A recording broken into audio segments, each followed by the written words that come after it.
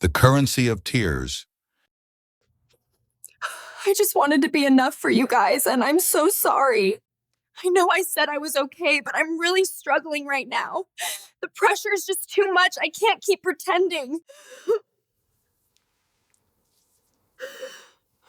Let's start with one of the most disgusting ways influencers trap us without us noticing. Tears. This creates two immediate hooks. The first one, why is he crying? What happened? And immediately, without you even noticing, after that first tearful video, you are left asking, what's next? How will it end? But how does it all start? They checked the lighting. They found the perfect, sad angle. They might have even recorded a second take because the first mental breakdown wasn't aesthetic enough. This is not a moment of vulnerability. This is a performance. And you are not watching a friend in need. You are watching a highly paid actor, and the ticket price is your attention. Your attention is the only reason they exist. It is the key that unlocks their door to the big stage. Today, a stage scandal on social media travels faster than breaking news on the BBC. But honestly, the influencers are fine. They are just doing their job. The real question is, are we okay? Do we really want to spend our precious time paying these actors with the price of our own dopamine? Punching down. Now let's look at the darkest corner of the storefront. We call it punching down. Here is the setup. An influencer sits in his safe, comfortable studio. He turns on a reality show featuring people from broken homes, people with no education, people desperate for 15 minutes of fame. And then the show begins. He mocks their clothes. He laughs at their speech. He analyzes their failures like a biologist analyzing a rat. He hides behind a shield called comedy. He says, it's just a joke. It's just satire. But look closer. Real comedy is punching up at the powerful. This is punching down at the weak. He is selling you a feeling of superiority. He makes you feel smart by laughing at someone stupid. It is essentially bullying, rebranded as entertainment. And the worst part?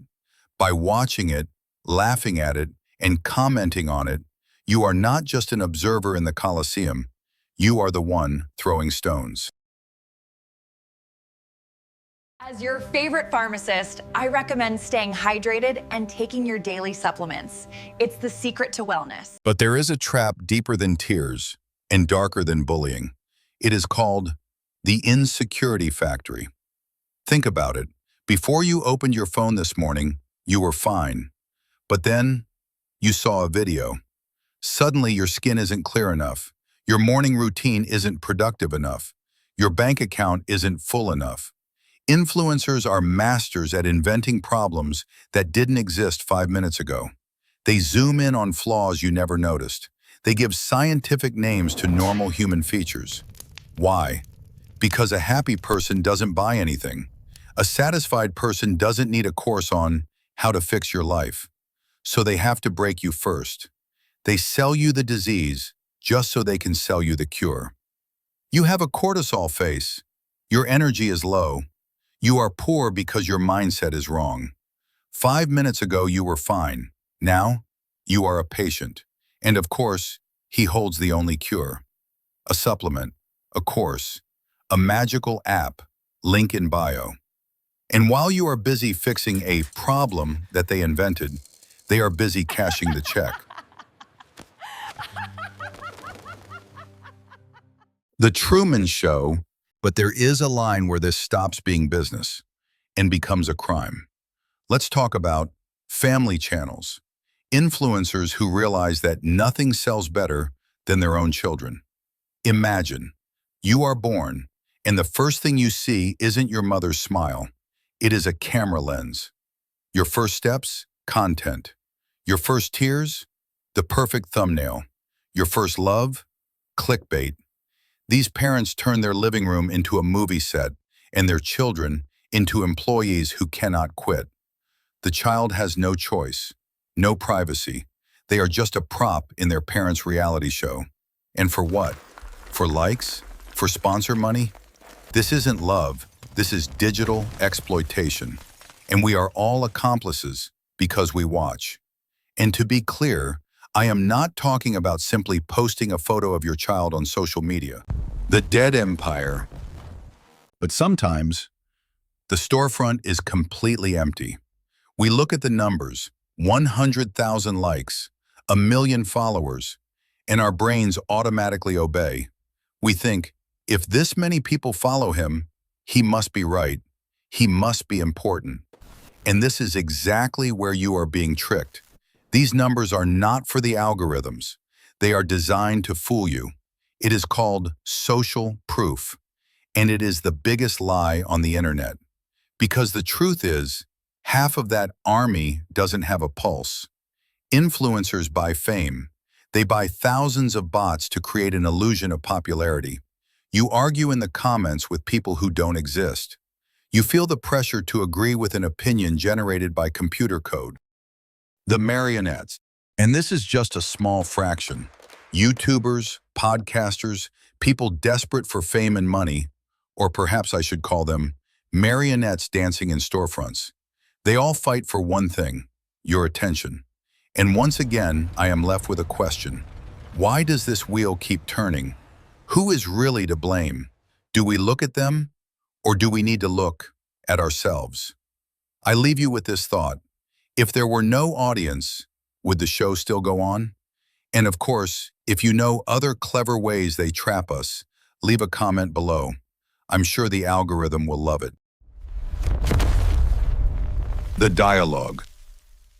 Tell me, Buddha, I spent my entire life in the market of Athens.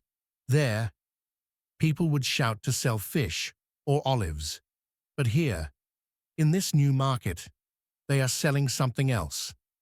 I see a lot of noise. I see many tears, but I see no goods. What are they actually selling here? They are selling hunger, Socrates. This is a market where the merchant tells you, you are in pain. And if you are not in pain, he will make sure you hurt. He will point a finger at your face, at your life, and say, look, there is a hole. You are not enough. And when a man believes he is broken, he will buy anything just to patch that hole. So they invent the disease to sell the cure. Clever and ugly. But look over there, that person on the stage. He is crying, and the crowd is applauding. Do they not see that those tears are like an actor's in a theater? Why do people pay with their time to watch someone else's staged pain? Because people feel lonely, my friend. They think, if I look at another suffering, maybe I will forget my own. But it is a trick. The one crying on the screen usually cries not for pain, but for gold. It is a trap. You give them your attention, the most precious thing you own, and in return, you get only emptiness. But that is not the worst part. Look at that corner, where the parents sit. I see children, small ones, who cannot even speak yet. The parents shove those glass eyes into their faces. A child is born, and instead of the sun, he sees a camera. Is this not a crime? To take away a human's right to be nobody? The right to simply be a child? It is a heavy burden for a small soul. Those children become things, dolls. Their parents sell them, piece by piece. The first step, the first tear, everything is sold. That child will grow up thinking that love is when 1,000 eyes are watching you. He will search for love outside. But inside, there will be an empty house. And those numbers. Look, it is written, 1 million followers. It looks like a whole army is marching behind them. People are afraid to contradict the crowd. They think, if so many people are clapping, it must be the truth. But I suspect, Buddha, that this crowd is not real. Your eyes are sharp. Half of those applauses come from the graveyard. They are spirits without bodies. Machines. Built to scream, yes. It is an illusion, Socrates. A man argues with a shadow, gets angry at an echo, It is the biggest lie. To think you are important because an army of the dead is watching you. So, it is just a grand theatre. Some mock the weak to feel powerful. Others play the victim to get money. The third group, the audience, sits in the dark thinking, this is real life. But tell me, who is to blame? The one who lies, or the one who allows himself to be fooled? The wheel turns only as long as someone pushes it. The merchant will not dance in the window if no one stands in the street to watch. We are all accomplices. Every time we stop to look, we drop a coin into that machine. If there were no audience, Socrates, the show would end in that very instant. The silence would be terrifying for the merchants. But it would be a cure. For the people. Silence. I have not heard it in a long time. Perhaps it is time for us all to simply turn our eyes away and look at ourselves. That would be the hardest and the truest journey.